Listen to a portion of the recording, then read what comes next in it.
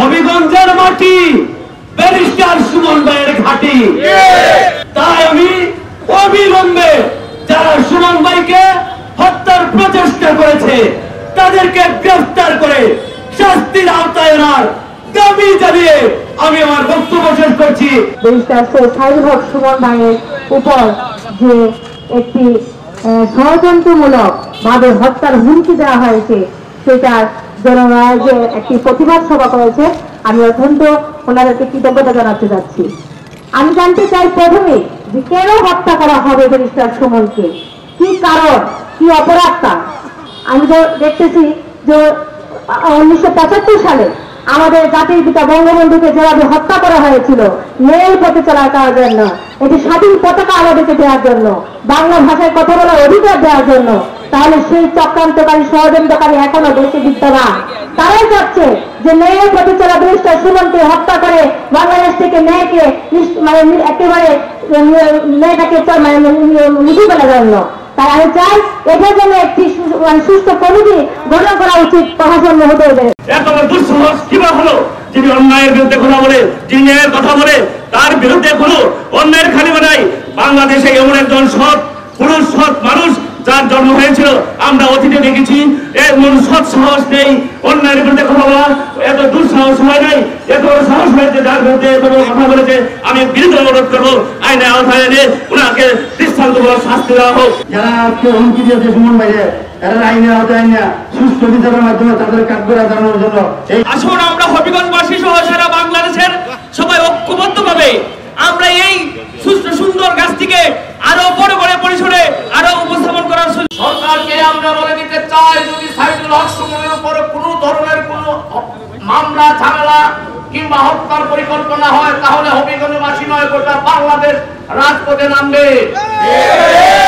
দিন আসে দিন চলে যায়, দিনের পর দিন পরিবর্তন হয়, এদেশের মানুষ মেনে নেবে না। সেই সাইদুল হক সুমনের উপর যে নীল নকশা তৈরি করা হয়েছে তা থেকে সরে যাওয়ার জন্য আমরা অনুরোধ জানাচ্ছি। এখন দেখতে পাচ্ছেন শুধু হবিগঞ্জের মানুষ নেমেছে, সিলেট বিভাগের মানুষ নেমেছে, এক এক করে গোটা বাংলাদেশে আন্দোলন করবে এবং যারা সেই নীল নকশা তৈরি করেছে তাদের বিচার করতে হবে জনসমক্ষে।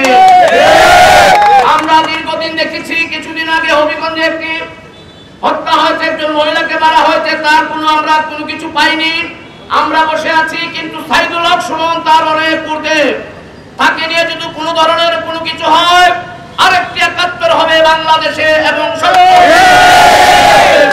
সেই হত্যার পরিকল্পনাকারী সকলকে হুঁশিয়ার করে দিতে চাই, আপনারা গোটা কয়েক দুষ্ট প্রকৃতির মানুষ মিলে সুমন ভাইয়ের বিরুদ্ধে যে অপপ্রচার চালাচ্ছেন, হত্যার যে নীল নকশা আপনারা করছেন, আমরা সবাই মিলে একসাথে আপনাদের এই নীল নকশা বানচাল করে দেব। সুমন ভাই আপনার ভয় নাই, আমরা লক্ষ লক্ষ মানুষ বাংলাদেশের প্রতিটি কোনায় কোনায়, বাংলাদেশের প্রতিটি ঘরে ঘরে আমরা আছি সুমন ভাইয়ের পক্ষে। আপনারা প্রত্যেক মানুষ যারা সুমন ভাইকে ভালোবাসেন, যারা সত্যকে ভালোবাসেন, যারা সুন্দরকে ভালোবাসেন, আপনারা সবাই প্রতিটি গলিতে গলিতে, প্রতিটি মহল্লায় মহল্লায়, প্রতিটি পাড়ায় পাড়ায়, থানায় থানায়, উপজেলায় দুর্গ গড়ে তুলুন।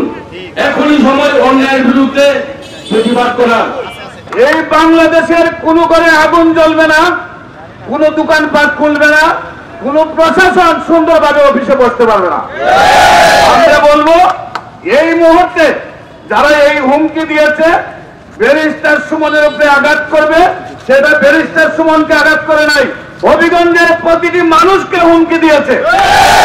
আমরা বলবো এই মুহূর্তে তাকে গ্রেফতার করে প্রয়োজনীয় ব্যবস্থা গ্রহণ করার জন্য, নতুবা আমাদের আন্দোলন আমরা নেমেছি, আমাদের শরীরে এক বিন্দু রক্ত থাকতে আমরা রাজপথ ছাড়বো না। ব্যারিস্টার সাইদুল হক সুমন শুধু চুনারগাঁও মাধবপুরের সম্পদ নয়, উনি আমাদের হবিগঞ্জের একজন সম্পদ তথা সিলেটের একটি সম্পদ।